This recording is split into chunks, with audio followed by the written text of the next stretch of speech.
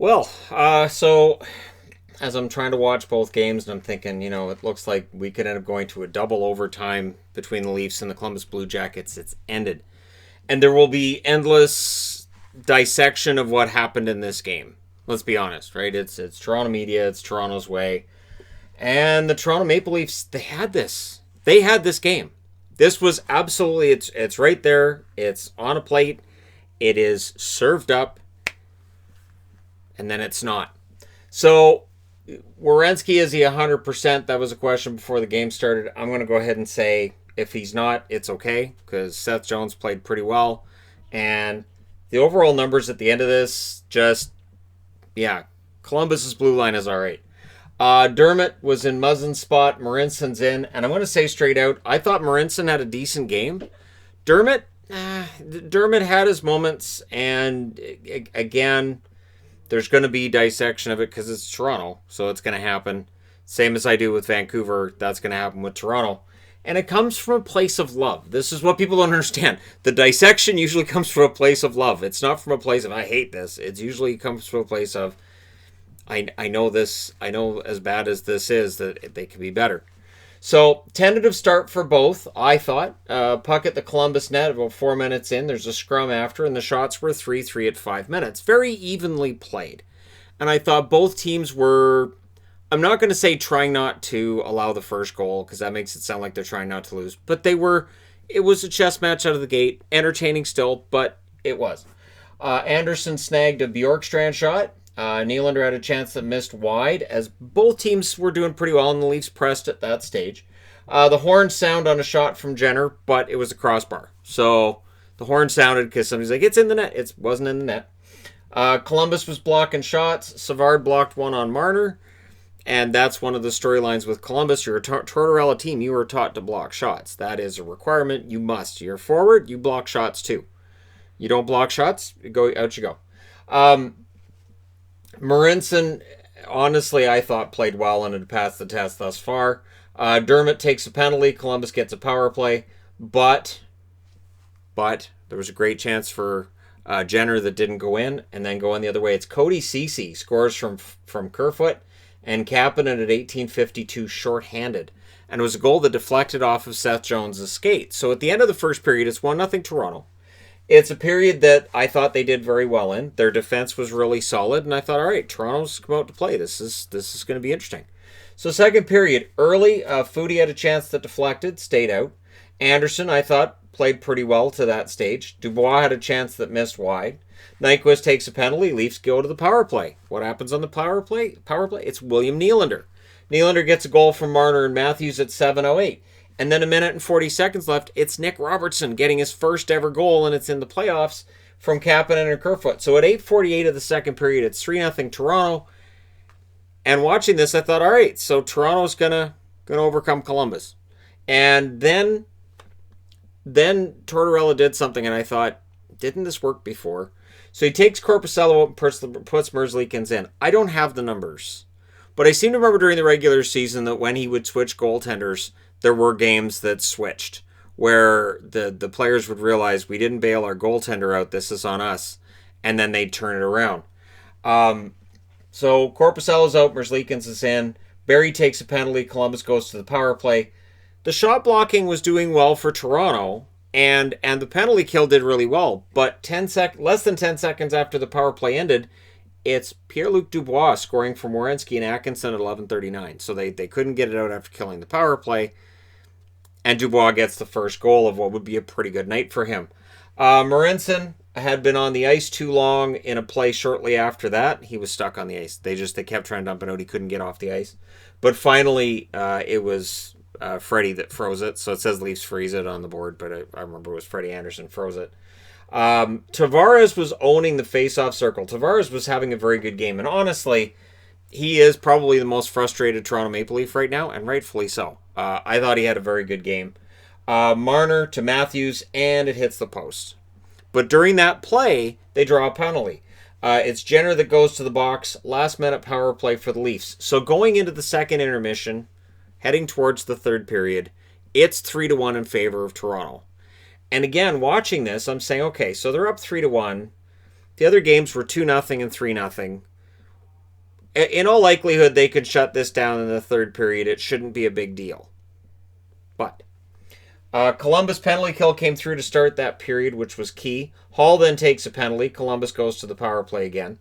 Solid penalty kill by the Leafs. Still a 3-1 lead, I should say. And Anderson stopped Nash. So everything's pointing towards the Leafs making this work. And then it's Seth Jones that scores at 7:27. And the puck went in and out of the net pretty fast to the point where the players kept playing, thinking it might have been the post, but the horn sounded because, yeah, it was a goal. And this time the horn's right, it was a goal, and the referee saw it as well. The Leafs had 2 shots in the first 9 minutes. This is where I've mentioned in games previous, where when a team is just sort of sitting back, or they're not pressing their way through the defense, and they're kind of sitting on a lead, it can be really, really frustrating. This is why 2-goal and 3-goal leads can be very dangerous in a third period. So Toronto really wasn't pressing things. And part of what happened here is after Merzlikins went in, Toronto really didn't do anything to make life miserable for him. When you switch goalies, as the opposing team, you want to make sure that new goaltender gets tested immediately and gets tested often, because he's probably going to be cold. When they switch goalies now, they can't warm them up like they used to. But Toronto didn't do that. Merzlikins then robbed Matthews when a good chance came in. Goes the other way. Dubois puts it in for Mackinson and Savard at 10:49. So I grab my phone and I look at the NHL stats. Hall was a -3 to that stage. Dermott was a -2. Now, Ryan Murray for Columbus was a -2. Seth Jones a +2 and Werenski a +2. And I thought that was very telling. That the Jones-Werenski duo was beating out the Hall-Dermott duo. Now again, plus-minus is a stat that I think gets mislabeled at times. But I think in a single game or over a series, it's a very useful stat. It does tell you who might be overmatched. Or if you're going to say, well, it wasn't on Hall and Dermott, then it's that they're put on the ice in situations where they're not successful as a line, where that line that they're with, those forwards they're with, are not successful, and it tells you part of the picture. Gavrikov was then denied with 4 minutes left as Columbus decided, hey, we might as well win this. Elvis then denied Matthews, and it was the best chance the Leafs had since he came in. Keep in mind, he came in 8:48 into the second period. Anderson then denied Jenner with 32 seconds left. Ceci had a chance in the last roughly 10 seconds. It didn't connect. So you go to overtime. You'll notice the board. The writing stops at that point. There's people who know where I'm going with this. And there it is. In all of its beauty. The overtime board. A little mini board. Only the second time I've had to use this because this is the second overtime game we've had. And honestly, I'm kind of surprised we haven't had more overtimes. So in the overtime, Jenner and Savard had the early chances. You could really tell Columbus knew they had Toronto on their heels. The whole feeling of this game changed early in the third period from where Toronto had full control to having none. Texier then had a wraparound that was kicked out, and the shots were 5-0 Columbus at 2.5 minutes into the overtime. Mikheyev then missed the net on a good chance. The Leafs pushed at 5 minutes, and again, you could see with each whistle how frustrated Tavares was getting with this. That he's winning faceoffs, he's battling for pucks, he's getting in there, and just they can't put anything past Merzlikins. Merzlikins then stopped Marincin as the Leafs had majority of the puck control, really, in all honesty, to that stage of the overtime after being down 5-0 in the shots. So we were still seeing this really strong shift in momentum. But again, it felt like the momentum was back with Toronto now. Foligno caught Matthews, denied him a breakaway. It looked like Matthews was going to be in there on his own. Foligno with a game saver. Because honestly, if Matthews gets in there on his own, it's probably in the back of the net.